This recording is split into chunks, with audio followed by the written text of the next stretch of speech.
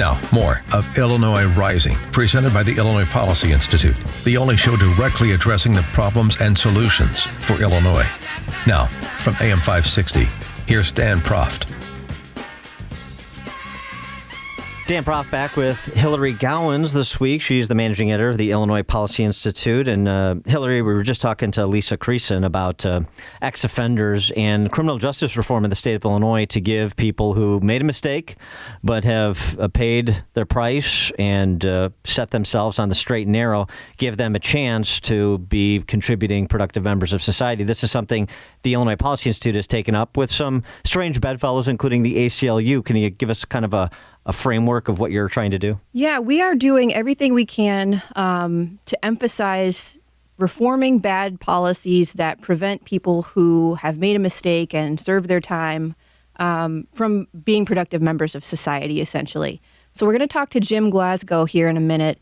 And the reason that we are working with Jim and the people in his program is because Jim, who is the Will County State's attorney, his group founded the first drug court in Illinois. So a drug court is a program that takes people who are charged with possession and non-violent drug offenders. Not violent drug offenders, no. So these people are charged with possession. They're addicted to heroin, whatever it might be. And instead of going to prison, which costs $38,000 per year per inmate in Illinois, they put them through a rehabilitation program that costs $3,000 per successful graduate. So think about that. That's $38,000 versus $3,000. And we're actually doing something productive that gets people out of the system. It gets the felony off their record. So once they're rehabilitated, they can get back to work. They can get on with their lives, and they're going to be out of the system. So this is a great program. Well, let's bring in the aforesaid Will County State's Attorney, Jim Glasgow. Jim, thanks so much for joining us. Appreciate it. Pleasure. So you were a bit ahead of the learning curve on this. The Will County Drug Court you created back in 1999, so you've got a pretty good body of evidence to suggest how this is working for nonviolent drug offenders, not only in terms of helping them with their addiction so they don't commit petty crimes or worse, but then also helping them get on a pathway to being productive citizens. So just give us a sense of what's happened over the 17 years now that this program has been in place in Will County. Well, that's a tight time frame, Dan, but back in 1998, I saw a grant come across the wire, $500,000 for a drug court, but it was a judicial grant. So I went to the chief judge, and I got his permission to write it, because I had the staff to do it. We then took site visits on the East Coast and the West Coast and saw the courts in action. And when we opened our court in late 99, early 2000, there were about 500 drug courts nationwide. Today, there's 3,400. I think that is a resonating validation of how effective they are. And I always like to tout the fact that in 2000, we had a graduate of our drug court that avoided a felony conviction. She went to college. She went to law school, and I hired her as a prosecutor in my office. And then ceremoniously, I had her attend drug court graduation and make the motion to dismiss the felony charges against the drug court graduates, just as she had it done for her. Now, when you talk about the value of drug court, just take that one person who's now a lawyer that could have been a convicted felon, take him out over a 75-year lifespan each way, Dan. Tell me how many millions of dollars difference you have there. Yeah. Yeah. And is there any data on recidivism rates in terms of those that go through the drug court versus those that have been in prison, the nonviolent drug offenders? Well, our drug court's been phenomenally successful. I have had great personnel running the court. Julie McCabe-Stur is running it now, and I call her Mother Teresa.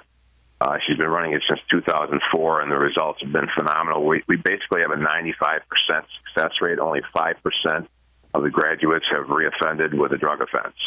That's phenomenal. I mean, the normal recidivism rate is 65, 75 on up. And the prior programs that were in place, they were well-intentioned, and I won't mention them, but they pretty much put the individual on their honor to go be good, and they weren't. In fact, we still get people from those programs into our drug court who fail there. We give them a second chance. And with the intensive counseling that you get in drug court, first there's incarceration, then there's inpatient treatment, then there's constant urine drops.